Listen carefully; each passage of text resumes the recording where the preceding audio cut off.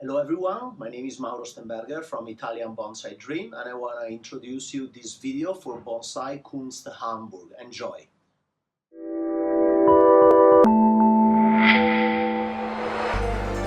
Bonsai Dream. I just landed in Grand Rapids half an hour ago. We have a Starbucks and we are ready to go with this beautiful Rocky Mountain juniper. This tree is owned now by my good friend Tim Priest. The tree is in his collection and is a fantastic tree, very old, a lot of character. We repotted this tree last spring in this nice container to highlight all the base, and actually we also changed the front, so now this is the front. Originally the front was this one, but because we wanted to highlight more the deadwood on the tree, the big wave and all this gin, we just changed the front and did a little bit of moving of the structure. Now the tree grew well all the season, was unwired already last spring when we repotted and let the tree allowed to grow free.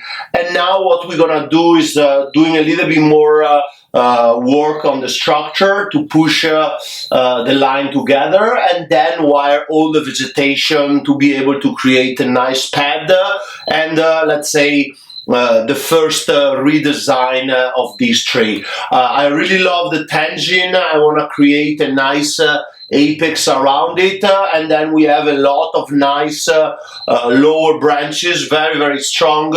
Then we can create nice lines and layers to highlight this beautiful trunk. Probably this tree is around 1,000 years old. It's a very old Rocky Mountain, probably collected in Wyoming on top of some rocks.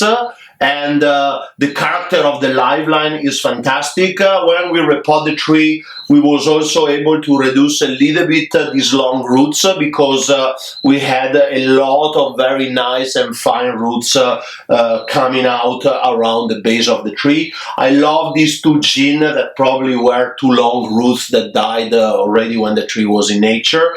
And the live line from this side is flowing up and twisting around the deadwood, and as I said, the wave we have in that part is very old and very nice. So let's start wiring the tree and start setting the first pads.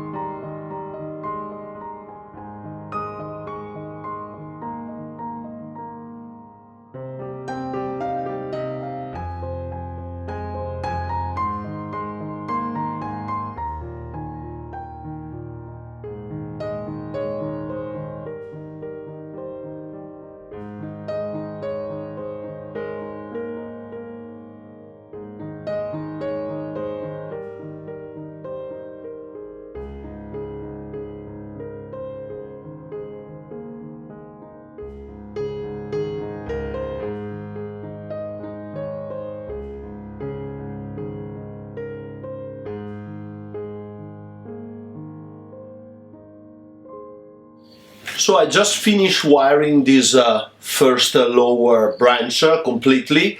I start with the intermediate wire going out to the structure, and then with the fine wire all the little tips, while I was also cleaning.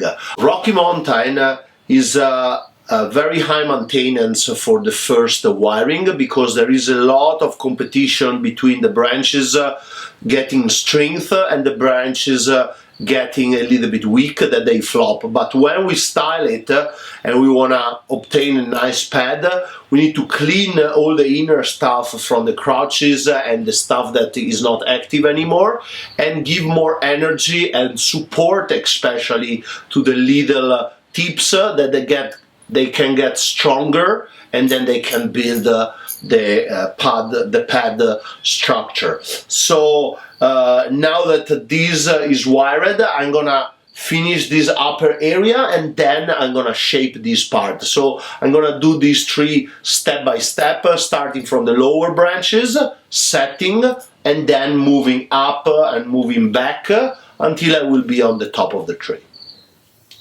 So now that all this section is fine wired, I can start positioning the structure first, then the secondary, and then start aligning the pads.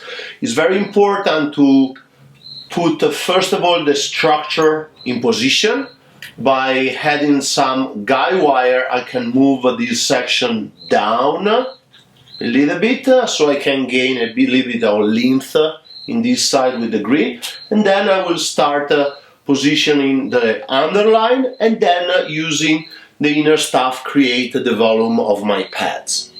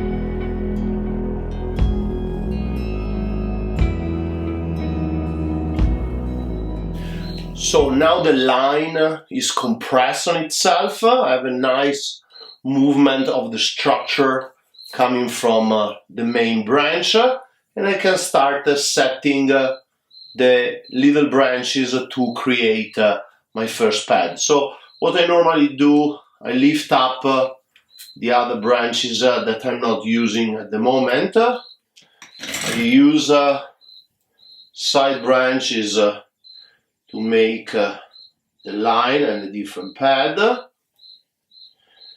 and I start aligning the outside line, starting normally from one side and going to the other, so I can follow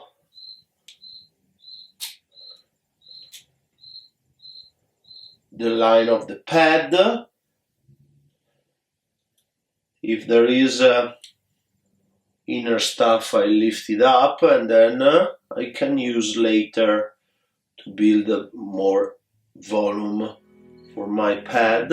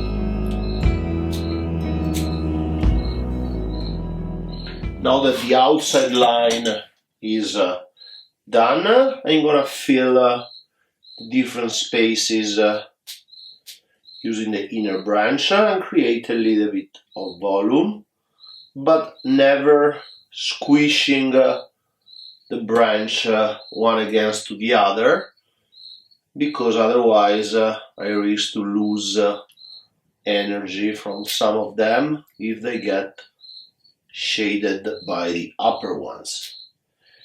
If there is something hanging down that is weak, I can cut it away and clean.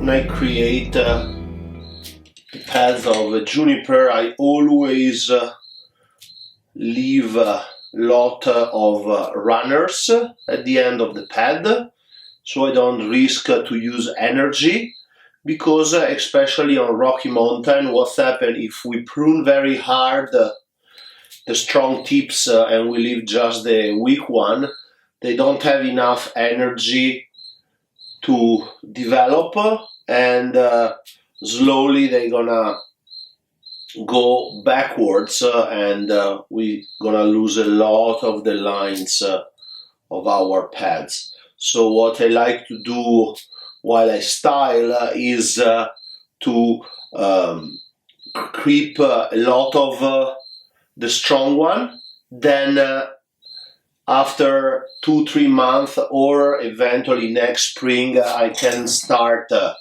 chasing them back, so I'm not going to lose any energy from the pad, and I can develop the pad properly. Now that basically the pad is created, I need to check the underline and clean everything I feel is weak and hanging down. So this is giving more power to the upper line, and also give a little bit more refined feeling of the pad.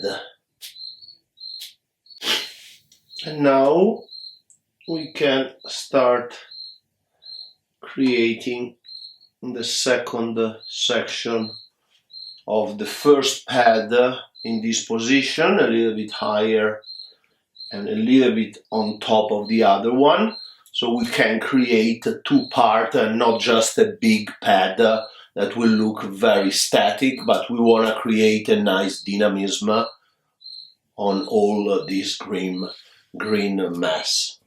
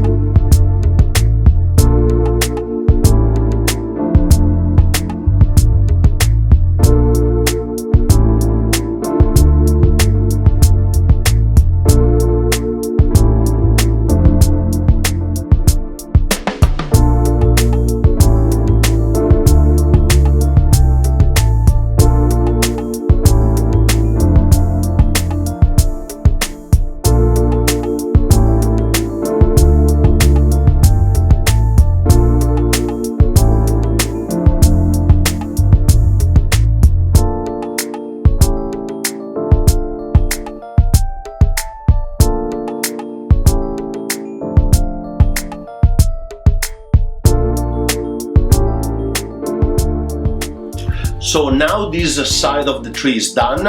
I divide the main pad in many different ones, try to create a rhythm going up from the lower up to this guy, and clean the line between them and clean the vegetation to have everything getting nice light and can develop as a proper good foliage.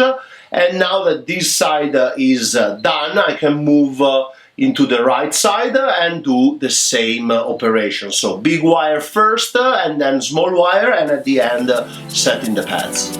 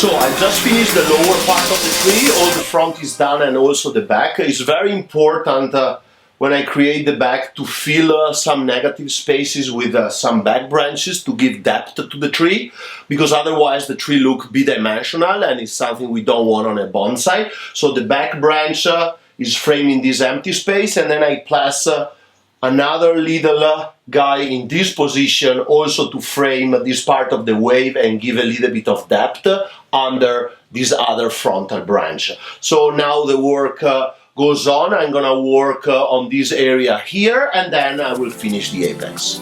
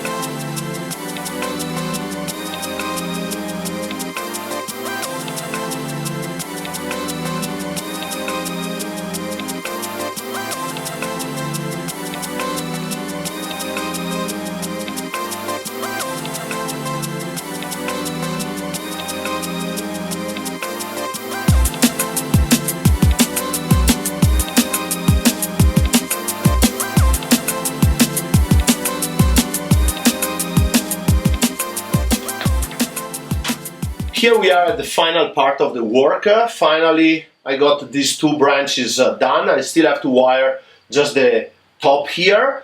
I want to push the top down and forward using this guy wire, so I can compact the tree a little bit more around the gin and get a little bit more of extension of the two lower branches that I just wired to create a better visual connection with the lower part of the tree. So this branch is gonna set here, and this branch is gonna be forward in this position, visually cutting the straight line of the top and creating a nice green mass. And then at the end I just have to push this part in this position and frame the top with the green.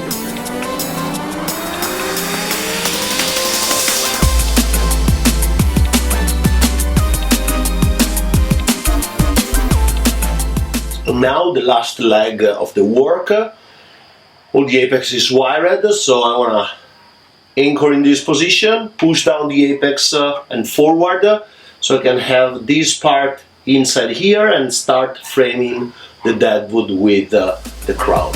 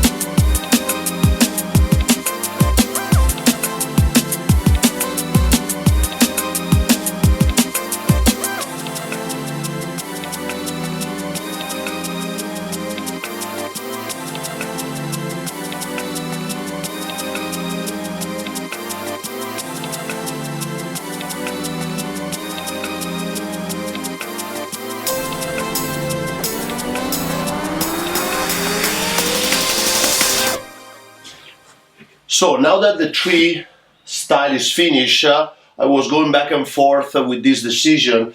There is this deadwood in the base that is kind of very strong visually, especially because this horizontal of the two lines that contrast a little bit with this nice curve of the first part of the trunk and the nice wave. So what I want to do is to reduce a little bit this wood, so I'm sure the lower part of the tree will become a little bit more dynamic and will give all the tree a different look. So I'm going to reduce this using my cutters.